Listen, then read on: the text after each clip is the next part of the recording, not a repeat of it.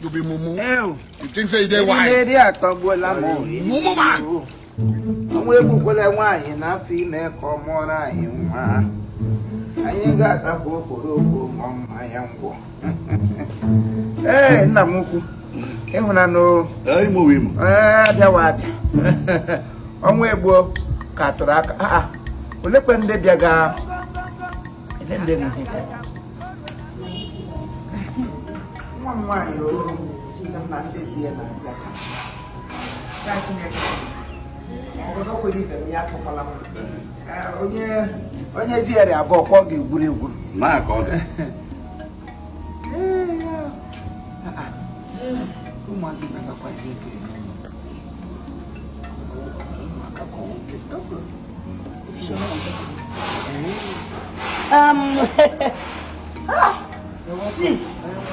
good afternoon.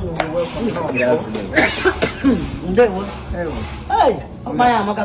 Hey, no para. This is para the more.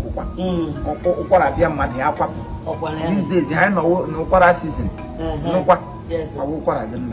No. We actually came to come and see you. I hope all is well. All is well. Wait a minute. Are you people they proposed to be in law? Yes. Yes. That is the lawyer channel. I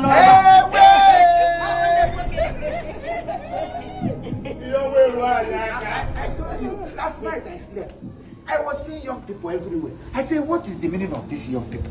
I never knew they are this young. No. My daughter has a destiny. A destined child. It is small. Wait a minute, because let me call my daughter to confirm if this is the people. Because him waketa, yeah, no digital word. Yes. Adana ya. Adana you kwano.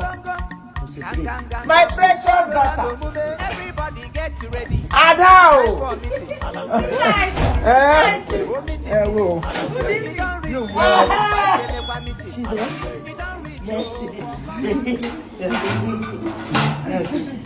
Hey, yo, is this the person? What's the name? Stop pushing flies on somebody's food. Yes, is he the one you are telling me about? Yes! Oh, yeah, and this one is the father. This one is the father's. One. Okay, oh, you know, Bob. You can't logo.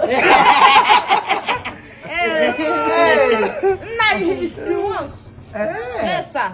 Yes. You're welcome. Please bring chair for my in-law. Bring chair. Why you know you chop of course? Hey. Before you know that. I am with her enough here. Maybe one person will sit, one person will stand. I know, I can. Carry a up.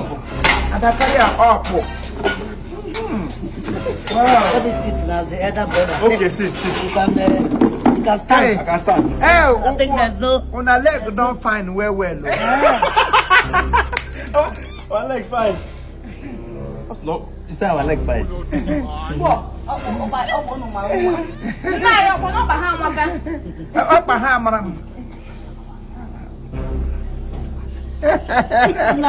I join Namo, my brother. On we work at Raka, meaning no Padico. Mekona. Let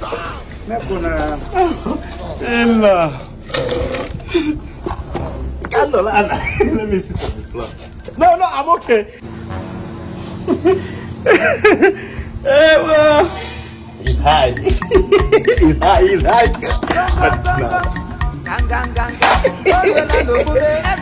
Everybody time for a meeting. Meeting. Hey, well. Meeting. Sit down. Yes, sit down so that it's not. Spanner. Span. Yeah. In-law. You know, my brother. In-law. He's not always like that. Spanner. In-law. Spa. You be mumu. Spanner. Think say they wise? You are a mumu man. How many times would they tell you before you know that Nigeria is I never give you marriage right. I never accept. You carry my pikin to do kalango. My husband. Mama. Okay, Bobby Maguji. Spa. It's not always. You never say anything. Sweetheart. You know what dance? You get it? In-law. Alola kofe. Asim in-law. Alola kofe. Is that you? Ebe. It's not always like that. I'm happy always I hint today. Just this one alone is enough to describe who he is. Mama, he get shaka to follow lot what kind of thing be this? And then what thank you don't mention your dad. Huh? You come to marry somebody's speaking. I said comportment it was suit them corporate without no edifice. In our agent marjorie. This is unpredictable. It is smoking. May God not allow them, make them kill you. Listen, Nemo, take a guess in one night.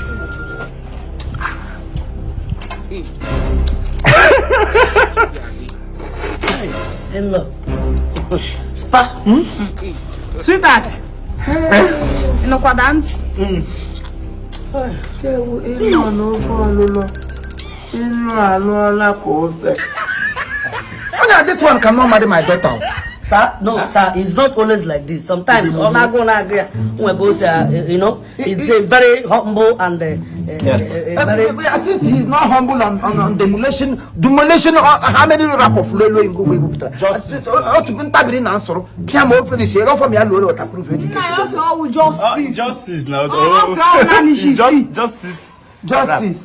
That justice will follow you home. Release a justice upon you. No from Tramuche and go and what the care from. You be mumu. Give me a law and law. Go from Lojo and for blood as justice. That's what they do for you. And then I be sitting on your cake.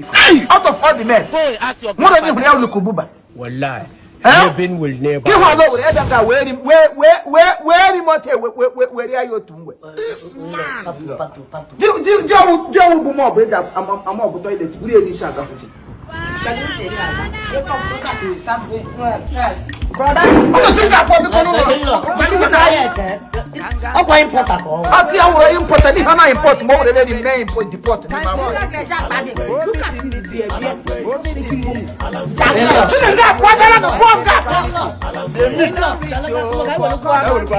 Everybody get ready. You want to give me one Hey! May God